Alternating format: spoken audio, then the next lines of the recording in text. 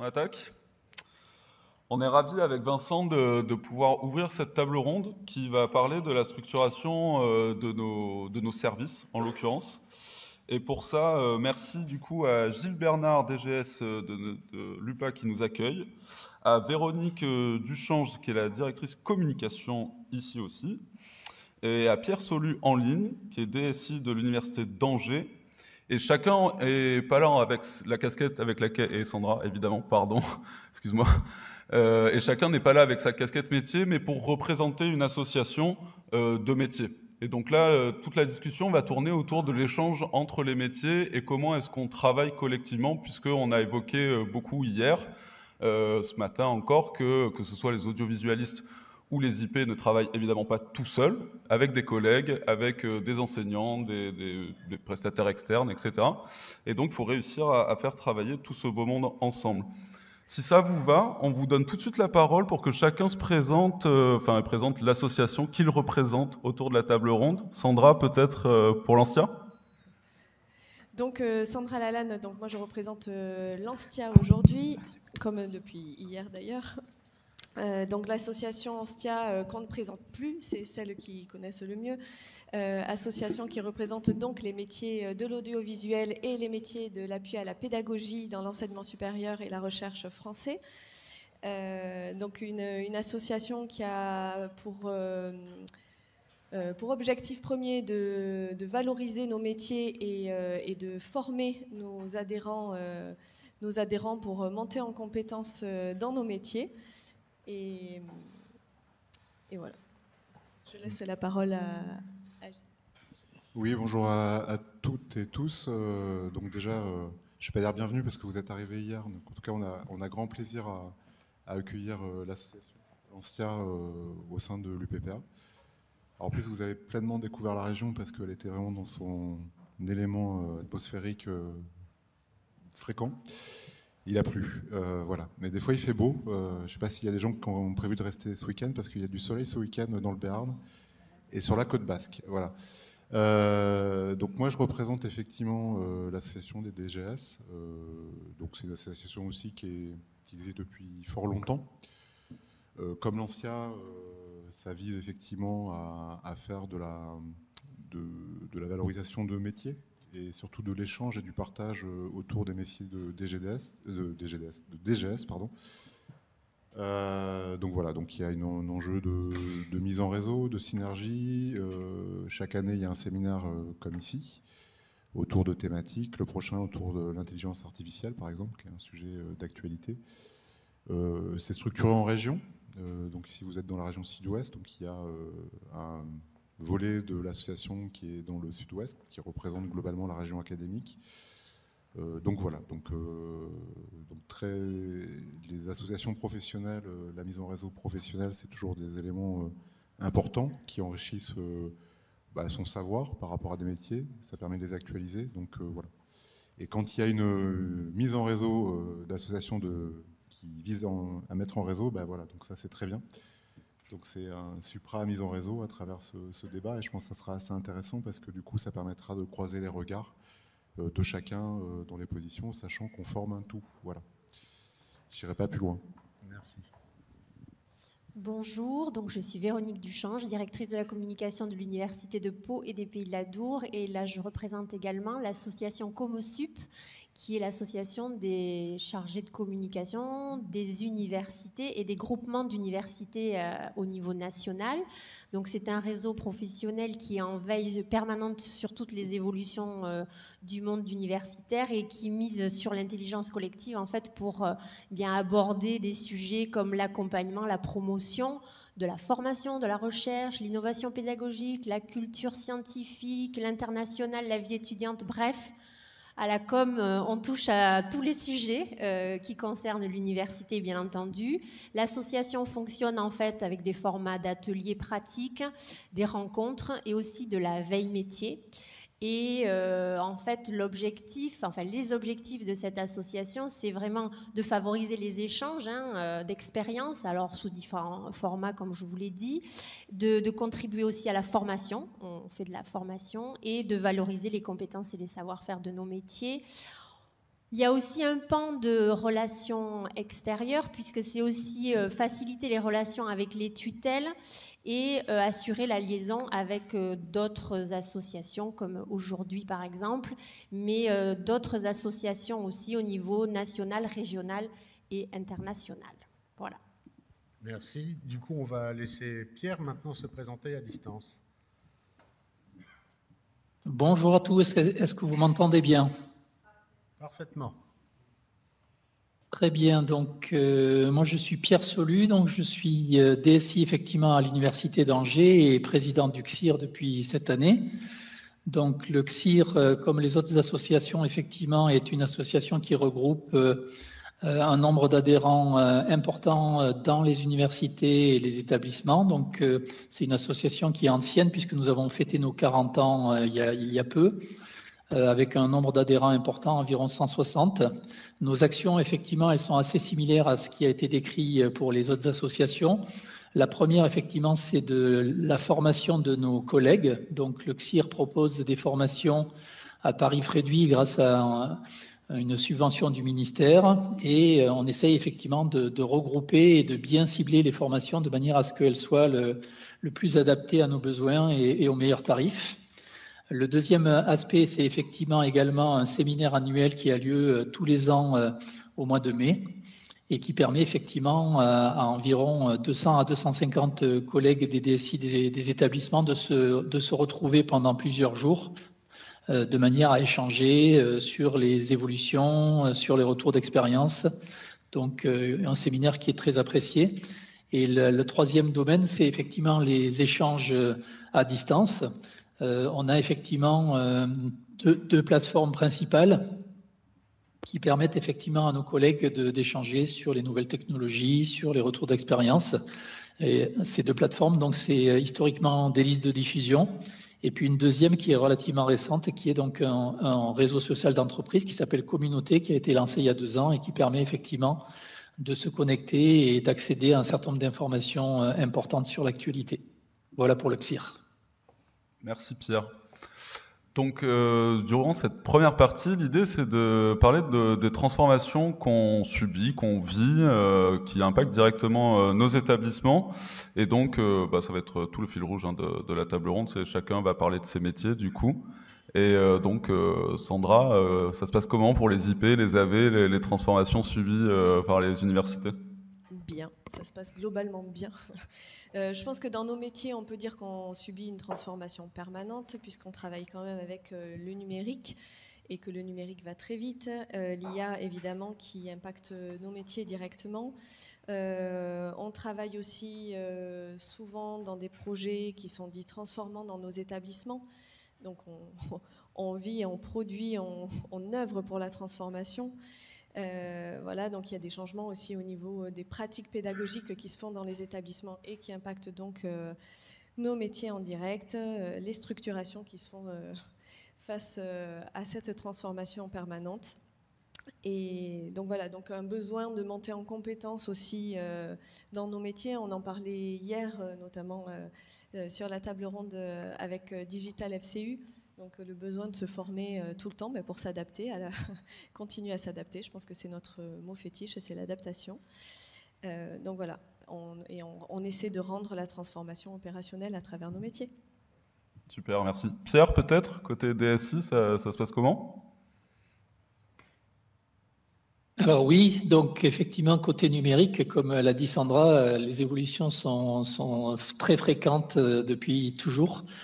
Là, ce qu'on peut dire, effectivement, c'est que ça continue à s'accélérer puisque les transformations numériques, effectivement, aujourd'hui, elles sont très rapides et elles impactent tous les métiers de l'université. Donc, c'est vrai que nous sommes très sollicités pour, effectivement, proposer des nouveaux outils et des nouvelles évolutions.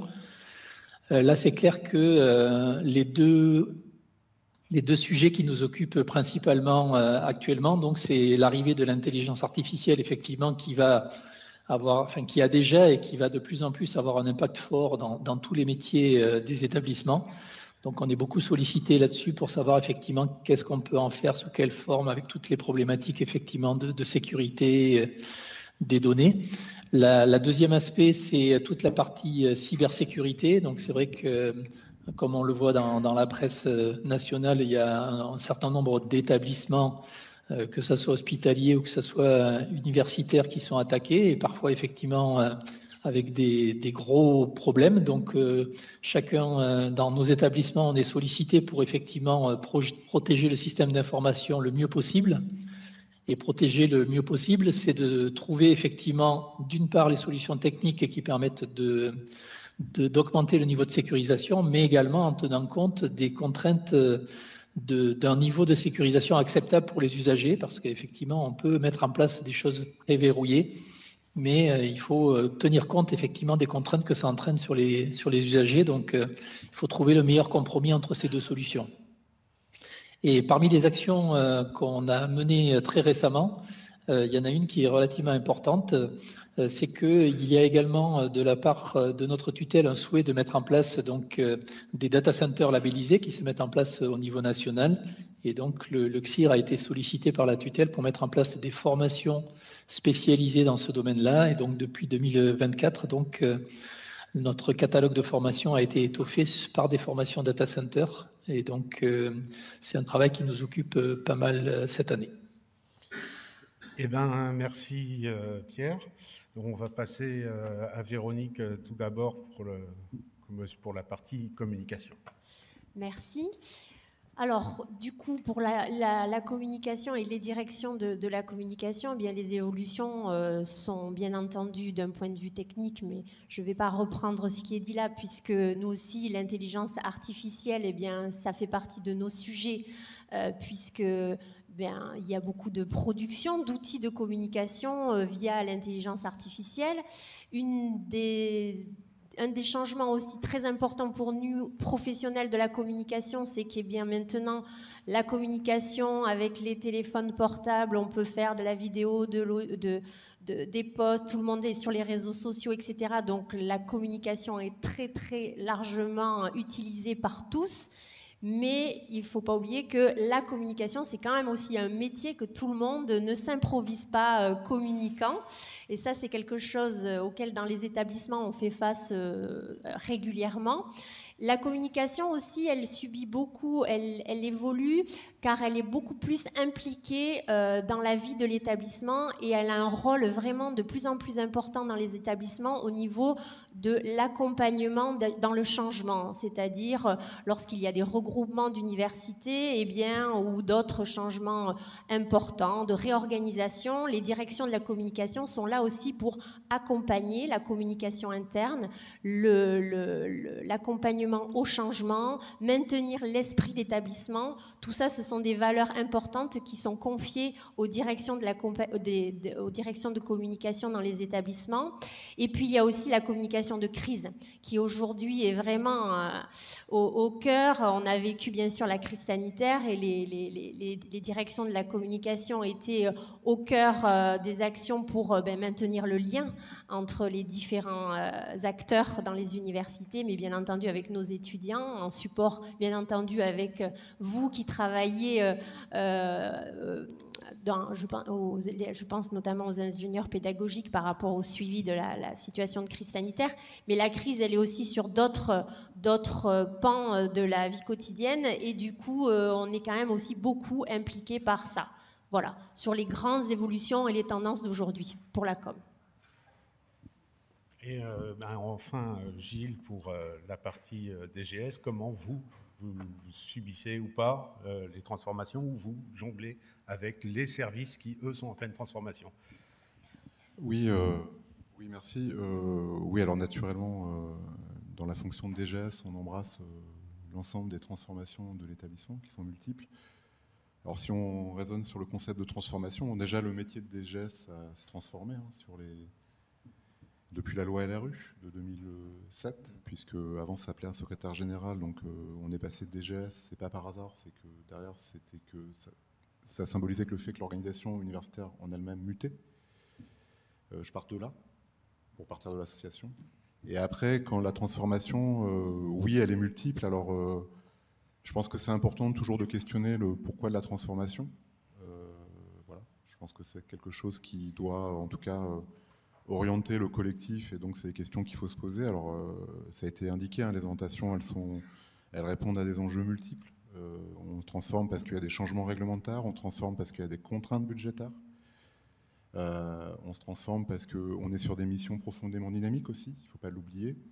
On a la formation, j'y reviendrai après sur la formation, parce que je pense que par rapport à ce qu'est l'ANSTIA, je pense que c'est important de zoomer sur la formation. Mais si je pars de la recherche, naturellement, on est sur des domaines éminemment concurrentiels, donc dynamiques. Donc c'est des sujets qui se transforment.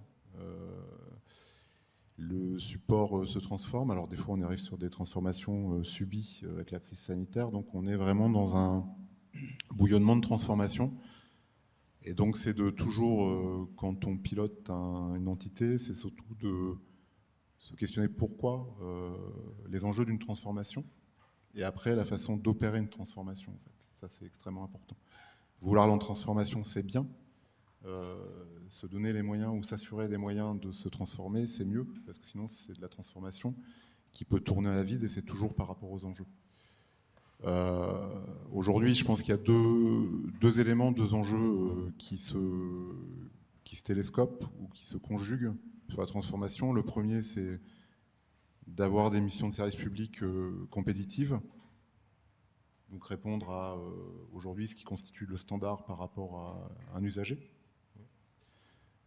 qui peut être un étudiant mais aussi un chercheur. C'est un usager interne, mais c'est un usager quand même. Donc ça, c'est le premier enjeu. Voilà.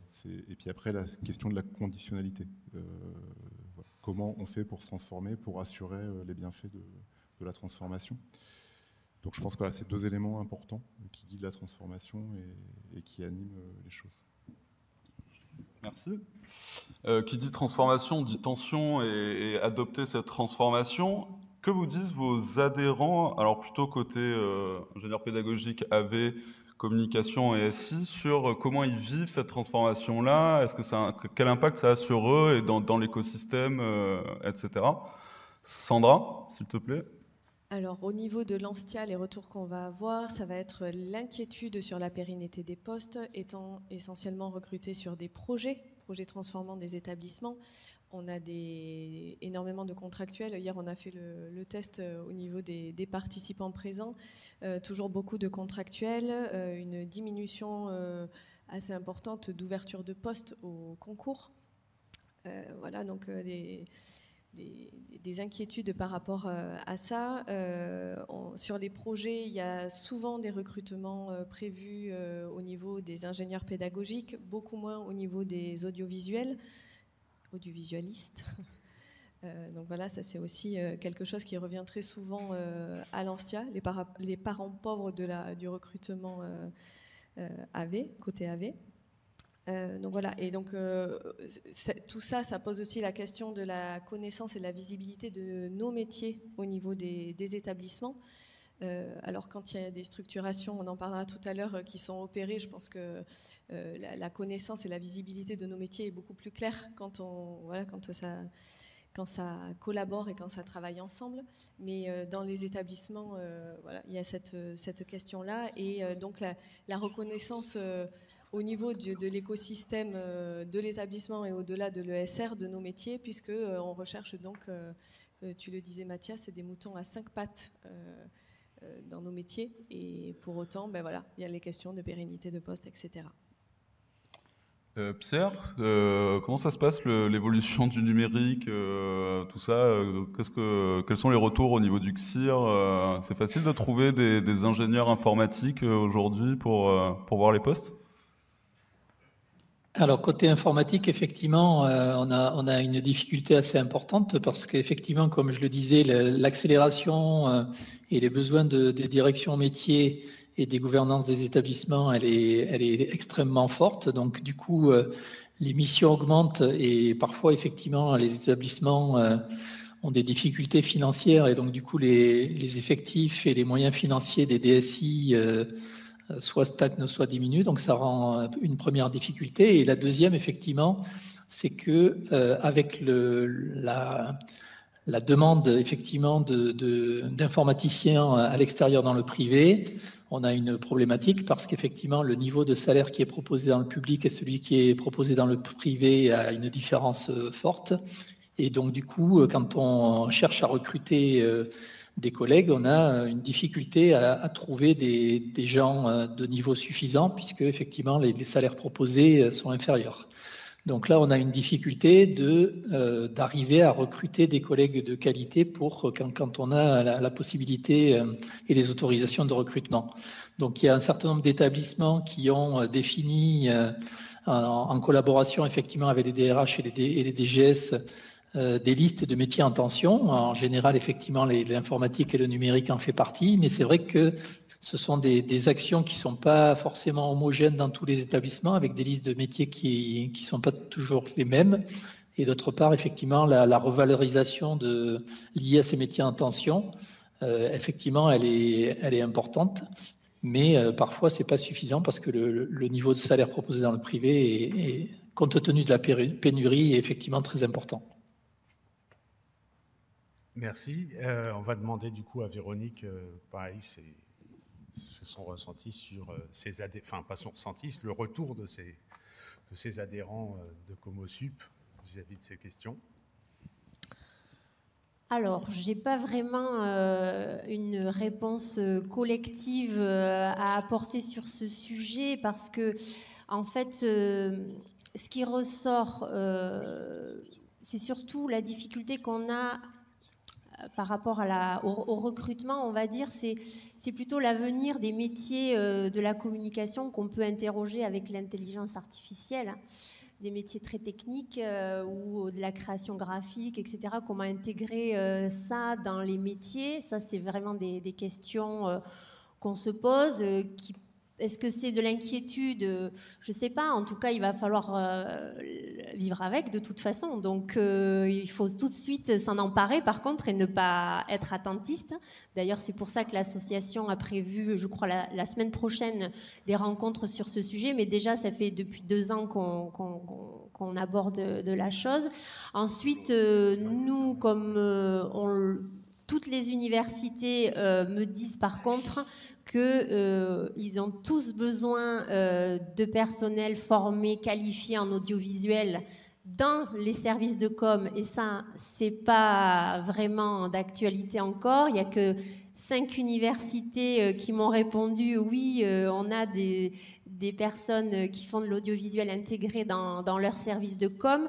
Et ça changera vraiment la donne à ce moment-là, quand on pourra vraiment compter dans nos équipes de communicants, de personnel qualifié en audiovisuel, dédié complètement à la com, puisqu'en général, ce sont plutôt des gens qui sont dédiés à la pédagogie. Voilà, donc il faudra trouver des ressources supplémentaires pour cette partie-là, en tout cas. Alors, on revient sur l'idée que finalement, avec moins on nous demande de faire plus, on a des difficultés de recrutement, on a notamment au DSI, à l'Anstia on le sait aussi, vis-à-vis des salaires, etc. Alors comment un DGS maintenant joue avec ces questions-là, avec un budget contraint? Oui, et particulièrement contraint en contexte, hein, parce que là c'est vrai qu'on est dans une pression assez inédite là, depuis quelques semaines, hein, on ne va pas se le cacher. Donc ça renforce en fait les enjeux de faire des choix dans une structure. Enfin, je reviens toujours au pilotage par les enjeux et les moyens. Enfin, c'est ce que fait un DGS, c'est le boulot d'un DGS quand même. Alors, du coup, je vais prendre... En tout cas, je ne sais pas si c'est la représentativité de l'association que je représente. En tout cas, je vais donner mon opinion par rapport à un sujet qu'on a traité en fait à l'UPPA. Déjà, effectivement, on a constaté sur certains types de métiers un turnover important, en particulier sur les métiers autour de l'innovation pédagogique. Et il y a 1 an et demi, on s'est interrogé sur la façon de bien les recalibrer par rapport à ce type d'enjeux, mais aussi par rapport à des enjeux métiers. Donc on s'est interrogé parce que, alors, c'est pas forcément des métiers qui sont, alors ils sont éminemment importants, j'y reviendrai, mais ils sont pas forcément connus et visibles. Donc on a travaillé sur des notions assez clés dans la façon de structurer ce domaine-là, autour d'ingénierie pédagogie, ingénierie de formation. Donc on a mené un travail, un exercice comme ça. L'histoire de l'innovation pédagogique est née effectivement des DSI, du numérique, parce que c'est une question prise d'un point de vue technique. Et on voit qu'au sein des collectifs des des DSI, c'est une partie qui est un peu un à côté. C'est-à-dire qu'il y a effectivement une dimension technique, mais aussi une dimension métier liée à la formation. Donc dans le cadre de l'exercice qu'on a fait, très vite on s'est dit qu'il fallait mieux arrimer la question de l'innovation pédagogique auprès de la formation, donc des métiers de formation, en particulier la direction de l'enseignement, et en veillant à ce qu'il y ait un double pilotage enseignement, mais aussi numérique, parce que même si on se dit c'est beaucoup de la formation, ça reste aussi du numérique. Donc toujours avoir ce positionnement vraiment dual, principalement en formation, ça c'est important, et au-delà aussi avec le numérique. Donc on a monté une direction de l'accompagnement de la pédagogie. Donc avant c'était un pôle d'ingénierie pédagogique. On a fait une direction de plein exercice, la direction de l'accompagnement de la pédagogie, qui relève du pôle formation vie étudiante. Donc c'est une mutation importante au sein de la structure. Donc ça a été accompagné d'abord avec les directeurs, puis après avec l'ensemble du collectif. Par rapport à un collectif, si on prend les personnes qui constituent cet axe, c'est 3 titulaires et 10 contractuels de mémoire. Donc effectivement, on n'échappe pas à la contractualisation. Parce qu'en fait, c'est des métiers qui sont construits beaucoup sur des projets. C'est-à-dire qu'ils viennent des projets et ils sont financés par les projets. Donc on est sur un modèle qu'on connaît bien dans nos établissements qui est la contractualisation autour des projets. Donc on s'est penché aussi sur le sujet et qu'il y avait un enjeu à repositionner. Et ça renvoyait à des fonctions qui, derrière, répondaient à des enjeux d'établissement. C'est-à-dire qu'à un moment, ce n'est pas le projet qui doit guider le métier, c'est l'établissement qui doit définir les lignes directrices de ces métiers-là. Donc c'était de passer en fait, du projet à la feuille de route. Donc on a travaillé sur une feuille de route autour des grands enjeux qui constituent nos établissements. Le ministère nous demande de nous interroger sur le pilotage de notre offre de formation. Donc en creux, en fait, il nous demande de nous interroger sur la pratique de nos formations. Donc il nous amène sur l'innovation de la formation. Donc c'est vraiment ce que portent ces métiers-là, c'est vraiment au cœur de la stratégie d'établissement, véritablement. Donc c'est les associer vraiment cette direction d'accompagnement à la pédagogie, on va dire au sujet stratégique et à l'accompagnement des sujets stratégiques. Je vais prendre un exemple. On a mis en place un comité d'expertise visant à apprécier toutes les demandes de création, transformation, voire suppression de formation. Donc on a monté un comité d'expertise auquel on trouve l'ADAP, la direction d'accompagnement à la pédagogie. Parce que dans la façon d'appréhender une transformation d'offre de formation, il faut vraiment que ce métier-là puisse être présent, puisqu'il éclaire très utilement la façon de concevoir des maquettes, de les opérer, etc. etc. Donc l'enjeu, très clairement, c'est de mieux positionner... Pardon ? Il faut bien que vous colliez au micro. Oui, donc je disais que c'était important voilà, de bien repositionner ces métiers-là.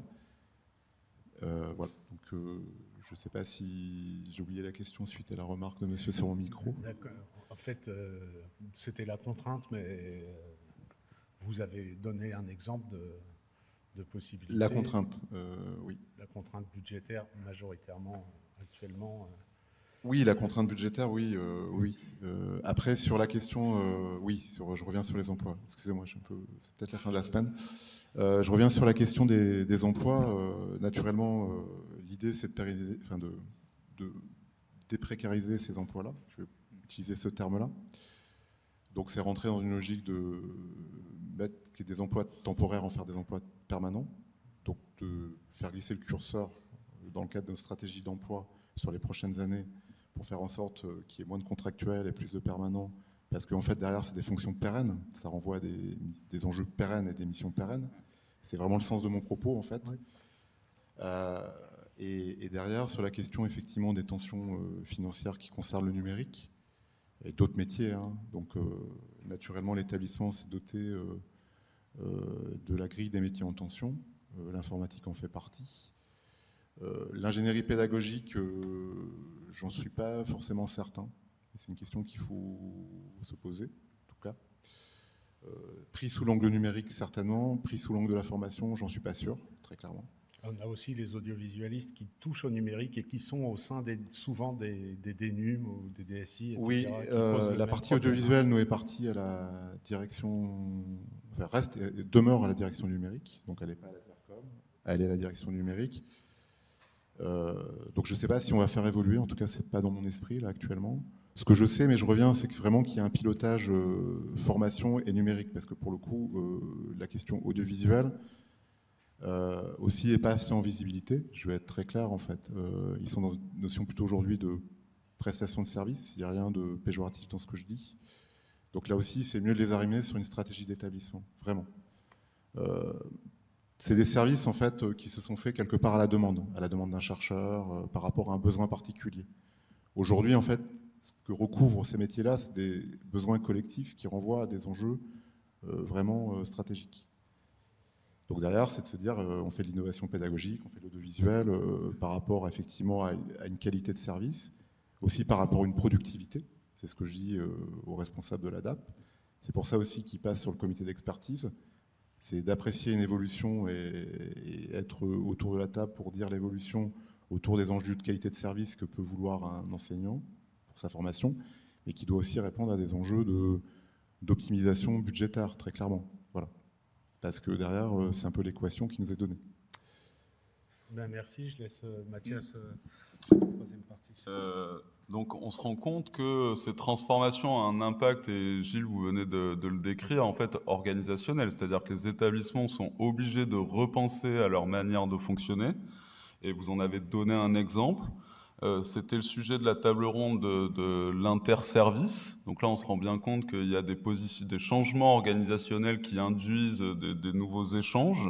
Du point de vue des métiers, Véronique, comment ça se passe du coup l'interservice au quotidien? Est-ce que c'est facile? Est-ce qu'il y a des difficultés? Enfin, et comment on le favorise s'il y a des difficultés?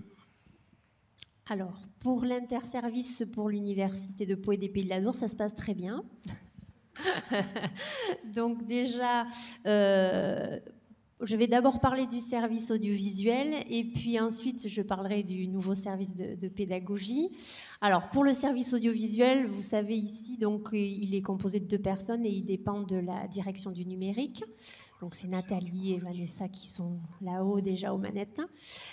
Donc on a vraiment réfléchi avec elles sur la manière de fonctionner pour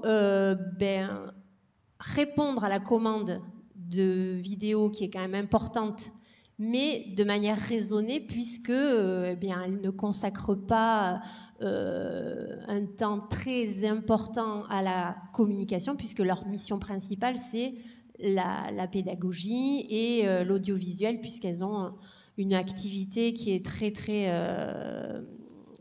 prise par la maintenance des salles, etc.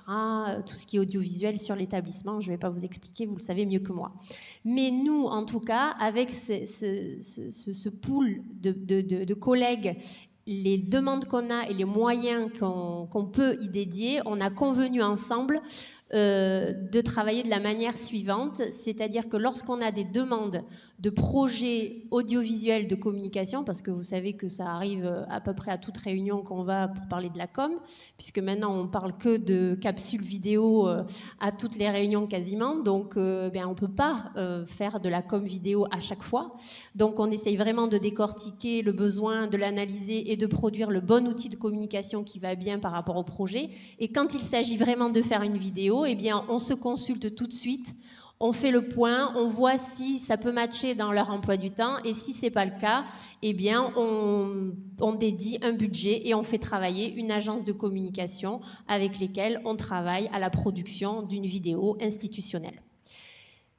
Et ça se fait en toute transparence et en toute... on s'organise entre nous, on voit si c'est possible ou pas et on dégage à ce moment-là un budget.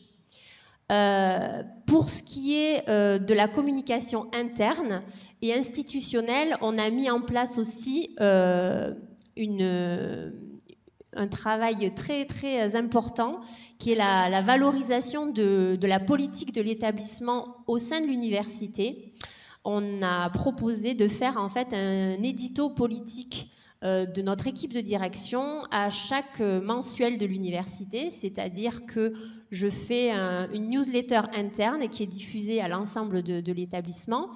Et pour valoriser la stratégie de nos politiques à l'université, on fait à chaque mensuel, donc tous les mois, une vidéo avec un vice-président ou un chargé de mission qui explique, qui partage à la communauté sa vision, ses projets, et du coup on le fait avec le service audiovisuel. Donc ça, c'est notre routine, tous les mois, on travaille ensemble, on produit ça.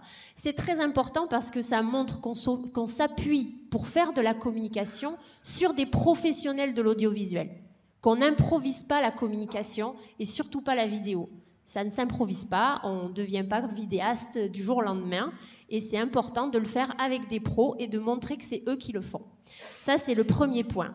Ensuite, on les intègre systématiquement dans tout ce qui est comité d'organisation des grands événements de l'université. J'entends la cérémonie des 50 ans, le forum le forum des transitions, une remise de docteur honoris causa. Dès qu'on apprend une date, on s'appelle, on les intègre dans le comité d'organisation et tout de suite on planifie avec elles l'organisation, la capacité qu'elles vont pouvoir mettre sur cet événement ou pas, parce que souvent, vous le savez, enfin nous en tout cas on le vit au quotidien, on fait du multicampus, hein, donc à chaque fois il faut qu'à 2 on soit sur 5 campus en même temps. Je vous laisse faire l'équation, c'est complètement impossible. Donc c'est toujours compliqué, il faut tout organiser, il faut s'adapter, donc elles le font très bien. Voilà, c'est ce qui est sur la partie hors média, on va dire. Ensuite, on a mis aussi une collaboration de confiance sur les réseaux sociaux, puisqu'on co-administre avec elles la chaîne YouTube de l'université. Voilà. Ensuite, elles ont aussi des demandes qui viennent de chercheurs pour faire de la captation, de colloques, etc., ou des petits reportages sur des nouvelles techniques dans les laboratoires. Alors là, en fait, nous, pour qu'elles puissent nous informer régulièrement de ces productions, on les intègre dans un comité hebdomadaire qu'on a, un comité éditorial, et elles viennent quand elles veulent nous dire, voilà, on a tel projet, pour que, eh bien, une production vidéo ne reste pas sans com. Parce qu'en fait, souvent, dans les universités, je pense que là, je peux parler au nom de Comosup, il y a des envies de faire des vidéos, on les fait avec le service audiovisuel, et puis après, on les stocke, et puis c'est fini. C'est fini. Il est stocké. On est arrivé au bout. Eh bien non, en fait, on n'est pas arrivé au bout, on commence. Et la com, elle commence là, en fait. Elle commence dans la conception de la vidéo. Est-ce qu'elle a bien été adaptée au public qui en s'adresse? Mais c'est surtout derrière, il faut le faire savoir. Il faut la communiquer, cette vidéo. Il faut la partager. Il faut qu'elle ait une vie, quoi. Donc voilà, on les intègre aussi là pour qu'elles aient le réflexe de nous dire « Ah, nous, on nous a sollicité pour telle et telle production, ça va sortir à telle période, qu'est-ce qu'on fait par rapport à la com ?» Voilà. Je vous me dites si je suis trop longue. Non, mais on va... Et ensuite... Une petite heure, ça va alors. Non. Je voulais dire que les autres universités, notamment l'université Lyon 2, bon, j'ai échangé un petit peu avec toutes les autres universités, ils ont intégré, eux, un pôle événementiel et audiovisuel avec 3 agents d'audiovisuel dédiés à la communication institutionnelle. Ça fait rêver. Ouais. Ça fait rêver. Mais, bon, après, c'est Lyon 2, hein, c'est l'université Lumière. Je me permets, est-ce qu'il y en a dans la salle de Lyon 2, là? Voilà, il n'y a personne de Lyon 2. Bon, voilà. Est-ce qu'il y a des audiovisualistes qui sont rattachés à un service de communication? Une direction de communication? Alors, ça se passe comment? Très bien. Est-ce que j'enchaîne avec la pédagogie, le service de pédagogie? Allez, je vais faire rapidement. Donc là, avec le service pédagogie, ça se passe très bien aussi, mais c'est complètement différent. C'est-à-dire que nous, avec le service audiovisuel, on travaille, j'ai envie de dire, de pair à pair. C'est-à-dire, des métiers de communicants pour faire de la com, vraiment de la production de com. Alors que pour le service pédagogie, on est plus, on les a intégrés, et notamment, je la vois pas, oh oui, Rebecca Carrère. En fait, on a mis en place à l'université un réseau de communicants dans l'établissement, pour que chaque service puisse être au courant du cadre de communication de l'établissement, mais aussi participe aux médias de l'établissement, et notamment la communication interne. Et c'est dans ce cadre que Rebecca fait partie du réseau des correspondants de communication de l'université, et qu'elle travaille au sein de son équipe à trouver des sujets à valoriser dans la newsletter, c'est-à-dire le mensuel de l'université, le même que dont je parlais tout à l'heure. Donc tous les mois, elle est force de proposition avec l'équipe pédagogique pour trouver des sujets qui sont valorisés au niveau des personnels administratifs et de la communauté d'enseignants dans une rubrique de la formation. Alors ça a l'air de rien, mais en fait si, c'est important parce que ça montre tous les mois que, eh bien, il y a un service pédagogique qui produit des nouvelles choses, qui propose des formations à la communauté, qui offre de nouvelles technologies et qui donne de la visibilité au service de pédagogie. Et là, en ce moment, par rapport à la pédagogie, on est en train de mettre en place un pack de services de com pour valoriser les transformations pédagogiques. Donc là, ça se fait plus au niveau avec les vice-présidents qui a eu cette réflexion. C'est-à-dire qu'on est en train de concevoir un pack de services de communication qui intègre à la fois de la communication interne, mais aussi externe, sur tout ce qui est transformation d'innovation pédagogique liée à des projets labellisés. Vous savez, à l'université, on a des labels NCU, le label SFRI, et du coup il y a des objets qui sortent, qui sont très qualitatifs. Il y a aussi IRECIA, donc label d'excellence. Et donc là, tous ces objets-là, eh bien, on fait de la com spécifique et on fait valoir ainsi l'université par une autre façon de communiquer, qui est de montrer les innovations pédagogiques qui sont transformantes. On peut citer par exemple les robots de téléprésence, les Fab Labs, voilà. Et là, ça fait partie il y a des articles dans nos newsletters internes, externes, mais il y a aussi souvent des sujets dans le rapport d'activité de l'établissement. À chaque fois, dans le rapport d'activité dans l'établissement, on met en lumière une transformation pédagogique. Voyons, qu'est-ce que j'aurais pu oublier ? On en fait tellement des choses. Oui, et sur les réseaux sociaux aussi, on communique sur ces grosses transformations. Voilà. Écoutez, merci beaucoup pour cette intervention. On va passer la parole à Pierre. Je vais poser une question. Pierre, qui dans la salle, aussi bien AV équipé, fait partie d'une direction du numérique ou est rattaché à une DSI ?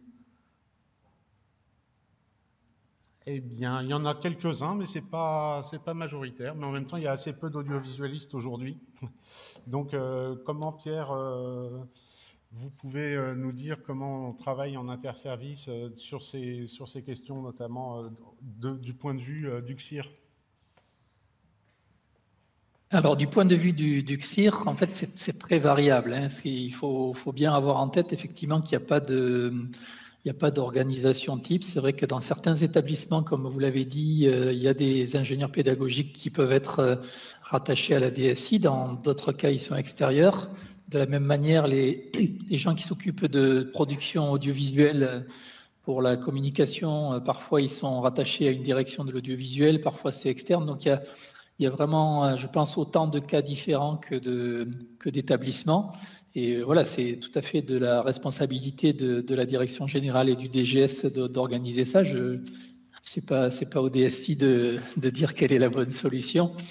Par contre, moi, ce sur quoi je pense que c'est important d'insister, c'est que je pense qu'au niveau national et au niveau des associations, on peut avoir quand même un rôle important à notre niveau. Et je voulais insister sur 3 actions. La première, c'est ce qui se passe à l'IH2EF. L'IH2EF propose des formations sur son site national de Poitiers à destination des nouveaux personnels de direction des établissements supérieurs. le CSIR et un certain nombre d'associations y sont associés.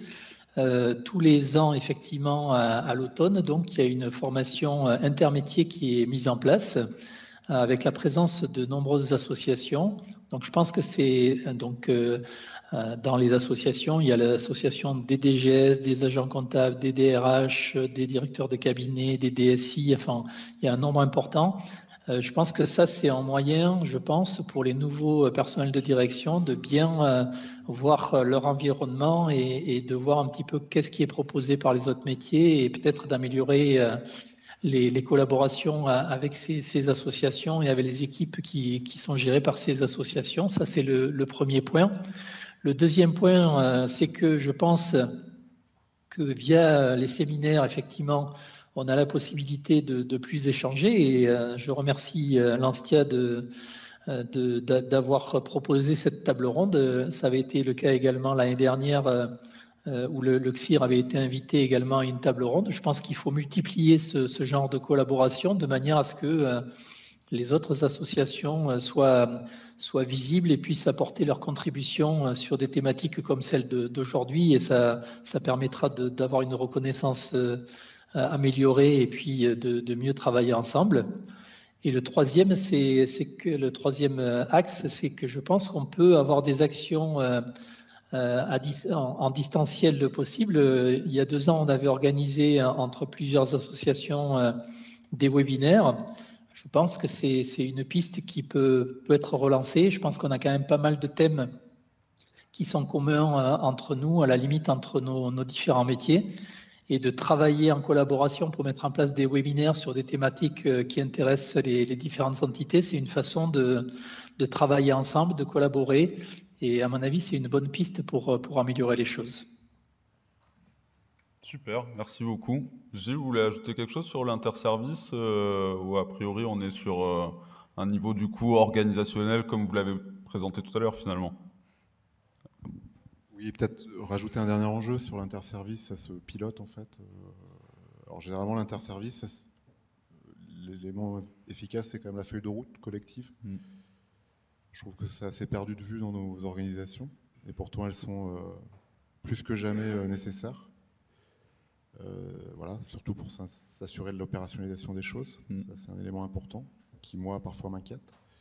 Donc c'est pour ça qu'il faut vraiment travailler sur des feuilles de route pour que chacun puisse se resituer par rapport à les enjeux collectifs. Après, Véronique l'a dit, mais par exemple, l'an prochain, je souhaite faire un séminaire autour de la formation.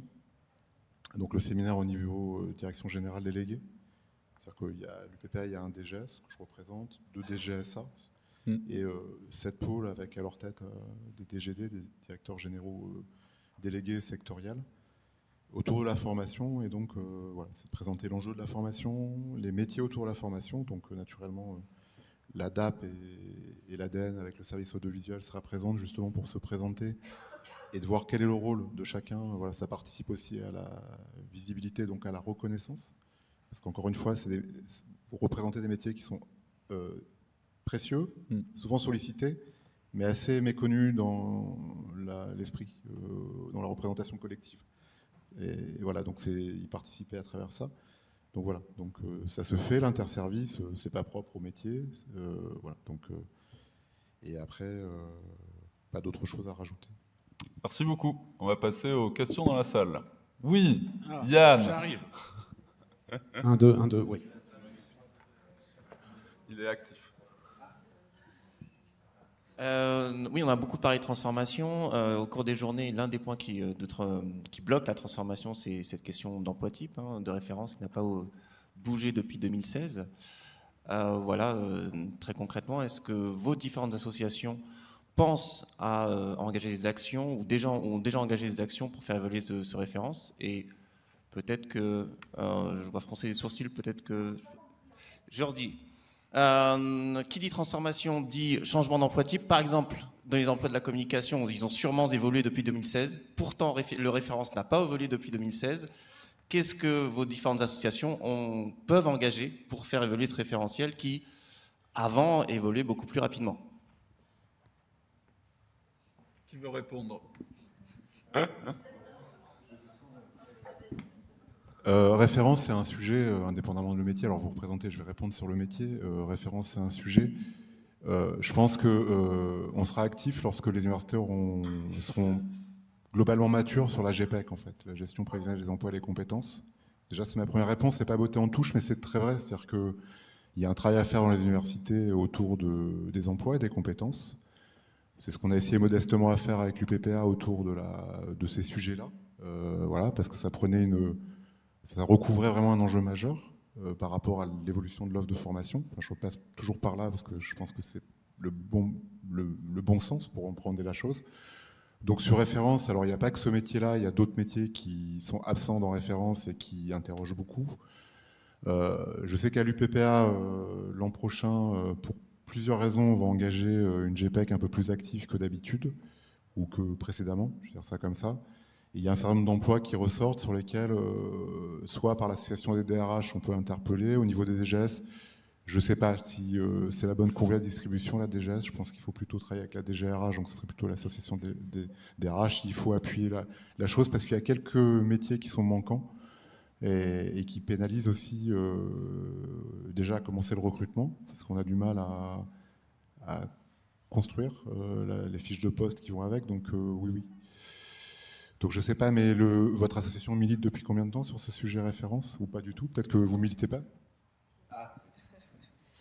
Justement, à l'Anstia, on travaille activement à faire évoluer les fiches références, à faire des propositions, évidemment.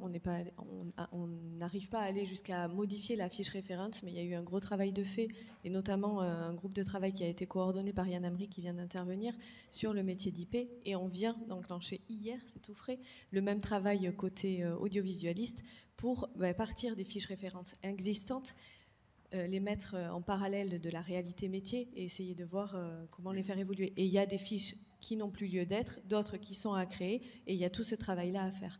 Et côté ingénieur pédagogique, le travail qui a été fait par le groupe de travail a inspiré des établissements pour des fiches de poste. Alors, une fois de plus, on n'est pas allé jusqu'à pouvoir faire modifier encore les fiches références. Pour autant, ça inspire des fiches de poste dans les établissements, et donc c'est un travail qui est guidant pour les établissements.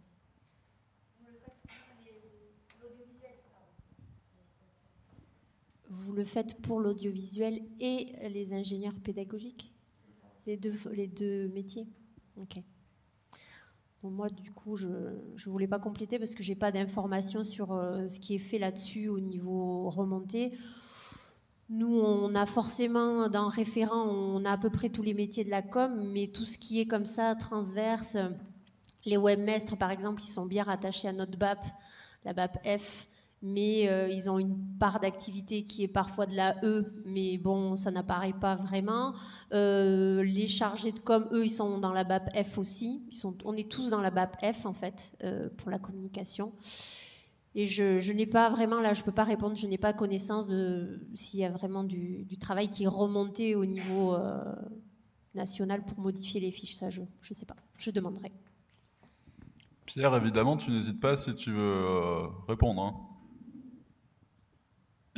Juste pour préciser effectivement que référence, moi je suis d'accord avec ce qui a été dit, il faut que les fiches soient revues de temps en temps, et c'est vrai que 2016 c'est quand même très ancien, puisque, comme on l'a dit, les métiers bougent beaucoup. J'ai pas connaissance de travail où le CSIR ait été impliqué, mais bien évidemment, le CSIR est tout à fait volontaire pour participer à ce travail si on avait besoin effectivement de revoir des fiches pour la partie BAPE. Merci. On va passer à une autre question. Bonjour, donc merci pour ces échanges qui, je vous avoue, m'ont amené en fait 2 inquiétudes et un questionnement, donc je vais vous les poser. Ma première inquiétude, c'est quand j'entends parler des postes, du recrutement sur poste, sur appel à projet, le fait qu'on s'en satisfasse et qu'on fasse systématiquement supporter cette charge sur l'ingénierie pédagogique me pose question. Dans les projets, on se rend compte que maintenant, l'ingénierie pédagogique, il y a une grosse interaction parfois avec le numérique, quand on va sur des projets de chatbot, quand on va sur des projets de retranscription en direct, sur plein de choses comme ça, qui ont aussi un impact sur le SI. Et en l'occurrence, on ne va jamais forcément se poser la question de mettre un ingénieur informaticien dans l'appel à projet. Ce sera systématiquement l'ingénieur pédagogique. Du coup, je me pose la question du choix. Est-ce qu'on pense réellement que nous, systématiquement, parce qu'on est dans le développement personnel de l'enseignant, c'est une variable d'ajustation, c'est pas un impératif peut-être, mais là ça m'inquiète par rapport à la qualité des formations à venir, qui est quand même un enjeu, je pense, pour nos universités, encore plus à l'heure actuelle. Donc ça, c'était ma première inquiétude. Ma deuxième inquiétude, c'est quand j'entends dire que l'audiovisuel est un prestataire de service. Alors je ne suis pas audiovisualiste, mais dans mon service, il y en a. Et personnellement, moi, je sais qu'il est question parfois qu'on nous enlève ces audiovisualistes pour les mettre avec l'équipe audiovisuelle. Là où j'attire l'attention, c'est que des pratiques pédagogiques émergent de ces audiovisualistes aussi, encore plus avec la réalité virtuelle, encore plus avec l'accessibilité, les retranscriptions, etc. Et du coup, je me questionne sur comment nous, on va faire si on nous enlève ce corps de métier, en tous les cas, si on nous les détache, et qu'on puisse plus directement travailler avec eux. Et puis mon petit questionnement, c'est parce que moi je n'ai pas levé... Ah, pardon. Juste pour situer les questions, quand vous dites nous, vous vous situez de quel point de vue en fait? Parce que du coup je ne connais pas. Moi je suis dans un service d'accompagnement à la pédagogie numérique dans lequel on a en fait des ingénieurs pédagogiques, des audiovisualistes multimédia et des TIC. On a le panel. Mon questionnement, après, ce sera peut-être plus pour Pierre, parce que moi, j'ai pas levé la main quand on m'a demandé si j'étais rattaché à une DSI, parce que je suis rattaché à une direction du numérique. Et ma question, c'était de savoir si, depuis l'existence des directions du numérique, les problématiques ont évolué au sein du CSIR, et si on pense un petit peu aux usages qui en est fait, et notamment du fait de l'évaluation de la pédagogie numérique, où on va beaucoup plus vers le développement de l'enseignant, on va beaucoup plus vers les apprentissages. Est-ce qu'en fait, les DNUM ont encore une raison d'être? Voilà ma question. Je rebondis juste sur ta première inquiétude, puisque on en a aussi parlé hier, quand on parle d'approche programme, approche par compétence, se dire que c'est un projet qui finit sur 1 ou 2 ans, c'est probablement ambitieux. Donc en effet, comment ces questionnements au niveau de l'établissement, qui sont des enjeux structurants phénoménaux, sont pérennisés et doivent être pérennisés aussi par des postes.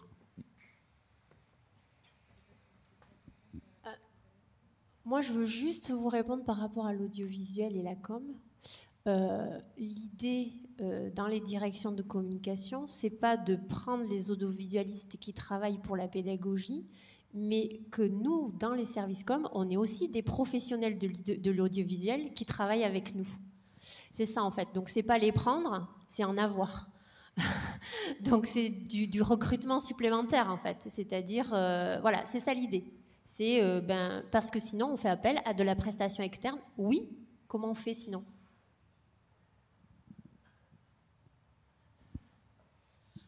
Non, moi j'entends tout à fait le fait que dans le domaine de la communication, il y a besoin d'audiovisuel. C'est pour ça qu'il y a certains services audiovisuels qui sont ni rattachés à la pédagogie numérique, qui sont souvent dans les DSI et qui travaillent pour les services com.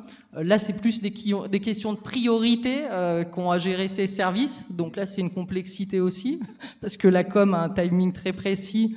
Pédagogie numérique, quand c'est des appels à projets, timing très précis aussi. Quand ça l'est pas, on verra demain. Donc c'est aussi une inquiétude. mais par contre, je comprends le besoin que vous avez en termes de communication. Votre direction, elle est rattachée à quel ensemble au sein de votre organisation? Alors, moi, mon pôle est rattaché à une direction du numérique.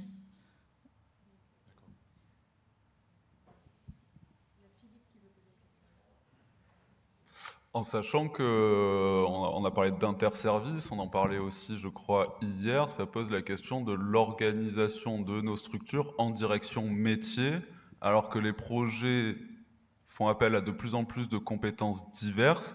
Donc, dans ce que tu viens de dire, on a besoin d'audiovisualistes dans mon équipe, c'est pareil chez moi, j'aurais besoin d'avoir des audiovisualistes qui font que de la pédagogie, et donc ça repose la question de pourquoi nos organisations restent silotées sur des métiers qui ne s'autosuffisent pas pour avancer dans les projets. Je ne sais pas s'il y a des réflexions là-dessus. Oui, c'est au cœur du sujet. Alors, peut-être, parce que je ne sais pas si on a épuisé complètement les questions de madame. Je crois pas. Je me permets, c'est juste pour dire que Ah. le monsieur travaille dans la même D'accord. direction. Du coup, je pense que c'est pour on ça va qu'il peut-être faut- l'écouter qu'il faut- pour avoir un... Mais on vous laisse répondre d'abord. Vous battez pas, hein. Vous êtes contre ce que dit madame ou pas? L'invité. Ah oui, allez-y monsieur. Non, simplement, déjà je suis content d'entendre qu'on ait d'une part les parents pauvres, les audiovisualistes des universités, mais que tout le monde a besoin de nous, visiblement, et que tout le monde aimerait les intégrer dans leur structure plutôt que de se servir d'une ressource centralisée, ce qui peut parfois régler aussi les problèmes.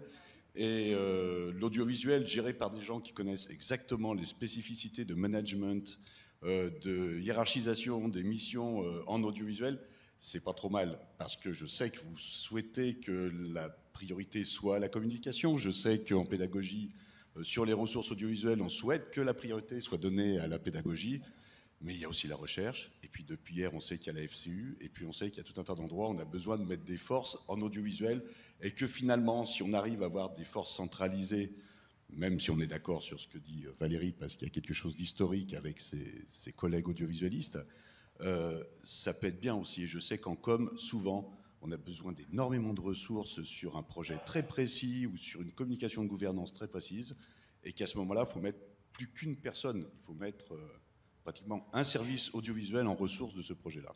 Il faut aller à Lyon. Donc je sais pas, enfin, deux messages par rapport à ce que deux mots par rapport à ce que je viens d'entendre. Enfin, je sais pas si tout à l'heure ce que je disais dans mes propos, effectivement, c'est des métiers qui, je parle là des ingénieurs pédagogiques en fait, sont nés en tout cas dans la structure où je suis, l'UPPA, des projets, notamment des projets structurants. Donc l'enjeu, c'est vraiment de pérenniser ces fonctions-là au sein de l'établissement, parce que c'est des fonctions nodales. Après, je ne fais pas d'opposition, moi, dans mon esprit, en tout cas, entre... Enfin, je ne série pas et je ne priorise pas, ou je ne mets pas des niveaux de valeur entre les métiers. L'audiovisuel est un élément tout aussi essentiel quand on travaille sur de la formation, sur de la com, enfin tout ce que aujourd'hui c'est un support qu'on retrouve sur plein de métiers. L'enjeu, c'est pas de savoir qui, c'est pourquoi. Enfin, je reviens sur mes questions. Pourquoi on le fait, qu'est-ce qu'on priorise et qu'est-ce qu'on met comme moyen derrière. Et puis après, l'essentiel, c'est qu'on équilibre les choses parce que les moyens elles sont définis, les idées sont infinies, et à un moment, c'est de mettre les idées au toiseau, sous la toise des moyens. Ça, c'est vraiment important. Alors après, le positionnement, effectivement, nous, quand on s'est posé la question, on est pris beaucoup sous l'angle de la formation, mais c'est pas pour faire un parent pauvre de l'audiovisuel. C'est pas ça. L'enjeu était vraiment sur la partie formation. Moi, sincèrement, je me fiche de savoir vraiment le profil des gens. C'est qu'après, c'est qu'il y ait un arrimage qui ait le plus de sens par rapport, on va dire... moi, par nature, c'est pas tant le métier... Enfin, c'est pas dur. L'organisation, elle doit être surtout structurée autour de destination, l'objet. Pourquoi on fait ça, la formation. Pas tant sur ce qu'on représente, c'est-à-dire le numérique, etc. Après, une fois qu'on a positionné, donc forcément, il n'y a pas une organisation standard parce qu'elle est très liée aussi aux personnes qu'on a aussi sous la main. Hein. Je vais être clair, hein, c'est du management que vous connaissez aussi chacun sur vos métiers. Après, c'est surtout de mettre en synergie les choses. Tout à l'heure, j'évoquais la feuille de route. Une feuille de route permet de revisualiser, que ça soit de l'audiovisuel, de l'agenda pédagogique, parce qu'à un moment, même sur les fiches de poste, j'entends référence 3, donc référence 3, il faut réviser. C'est à peu près tous les 7-8 ans, donc c'est 2016, donc ça devrait arriver sous peu. Donc sur ingénierie pédagogique, ingénierie de formation, pour avoir assisté aux réunions de calage par rapport à la DAP, il y a des sujets à un moment qui sont un peu compliqués, on ne sait pas qui, quoi, comment. À un moment, c'est de les mettre des personnes et des compétences autour de sujets et d'essayer de ne pas trop se tromper. Après, je ne sais pas si c'est vraiment référence.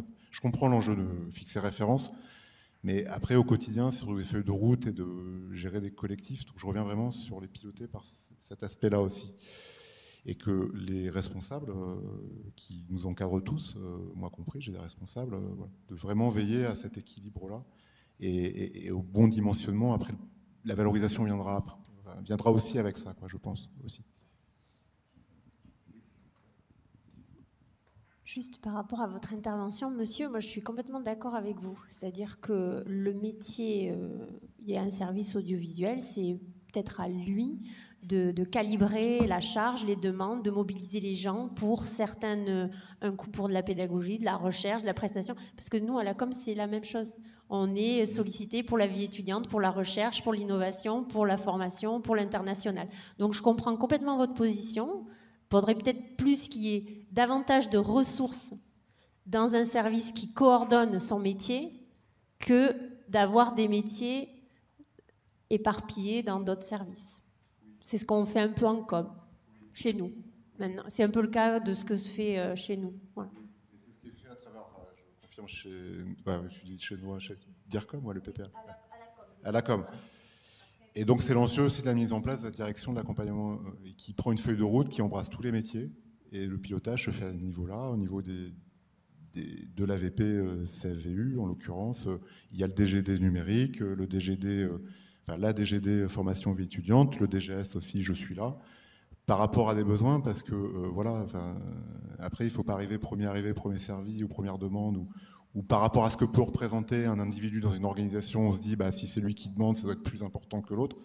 Ça ne va pas fonctionner comme ça, donc d'où l'importance de poser des feuilles de route, et auxquelles de responsabiliser aussi les structures, les audiovisualistes, c'est ça, je ne me trompe pas. Donc aussi, il faut le structurer, avoir un responsable qui pilote aussi les audiovisualistes. Tout ça, ça s'orchestre en fait. C'est pour ça que j'insiste beaucoup sur la structuration et les outils de pilotage aussi. C'est pour ça que je dis, des fois, effectivement, c'est un enjeu de remettre des feuilles de route, et pas des micro-feuilles de route, des feuilles de route globales, pilotées par métier. Et accessoirement coordonnées par une ou un DGS, dont son boulot, à mon avis, c'est de surtout mettre des feuilles de route et d'être attentif sur la proportionnalité des choses. Après, effectivement, si on a 3 audiovisualistes, là, aujourd'hui, il n'y a pas un établissement qui pourra le doubler dans l'année, donc ça, il faut le prendre en compte, et surtout, c'est pas de mettre à la peine les collectifs, parce que notre secteur audiovisuel qui est très demandé, je le vois, qui est parfois souvent mal équipé, je l'ai vu aussi, parce que j'ai participé à un mensuel qui m'a marqué sur les conditions, moi ça m'a... Voilà. Donc aussi, c'est des moyens, je souhaite aussi en parler lors du séminaire que je citais en 2025, donc je dirais un peu différemment ce que je viens de dire aujourd'hui, de manière plus précise et peut-être plus directe, mais c'est vrai que c'est important de revenir un peu sur les fondamentaux. Après, c'est important de savoir où on est, quelle est notre fiche de poste, mais c'est surtout aujourd'hui de remettre du pilotage dans l'organisation. Pas pour faire, mais pour articuler les moyens avec l'objectif, en fait. Pierre ? Oui, je voulais revenir sur la question par rapport aux directions du numérique. Comme je l'ai dit, il y a beaucoup d'établissements avec des organisations différentes. Donc, il y avait effectivement des DSI pendant longtemps. Un certain nombre ont changé d'organisation, ont mis en place des directions du numérique. Je ne sais pas quel sera l'avenir et quel est l'avenir souhaitable. Je pense que ça dépend effectivement des objectifs de chaque établissement, des orientations stratégiques, des personnes, effectivement, comme vous l'avez dit. Parfois, en fonction des personnes, effectivement, l'organisation, elle peut varier. Donc là, je pense qu'il n'y a pas de vérité là-dessus.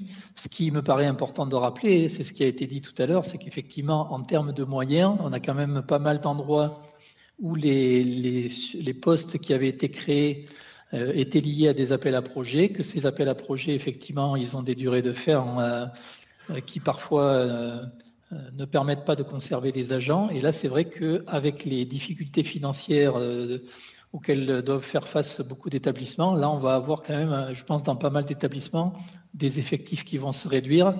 Et là, ça va être complexe d'atteindre les objectifs avec des effectifs en baisse. Merci beaucoup. On va conclure cette table ronde. Merci à vous 4 pour avoir pris le temps de pouvoir discuter de tout ça. Merci pour vos questions et on se retrouve pour le déjeuner. Est-ce qu'on a des informations pour la suite ? Le déjeuner, le badge quand vous sortez de l'amphi en haut, s'il vous plaît, rendez votre badge. Et voilà. Merci. À tout de suite. Très bien, je vous laisse. Merci Pierre. Merci à vous pour l'invitation. Merci, au revoir. Au revoir. Désolé de ne pas avoir pu être là en présentiel. Au revoir.